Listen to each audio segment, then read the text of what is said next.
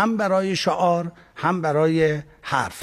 ما وسط راهیم، ما بین راه و نمیذاریم درصد درست نمی کنیم. ما مردم فریبی رو کنار بگذاریم. وعده تو خالیست، نکنیم این کارا رو.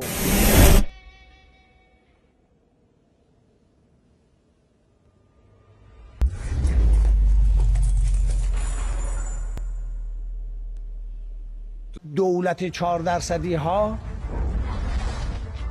حالا چون سال 96 ما بکنیم 96%.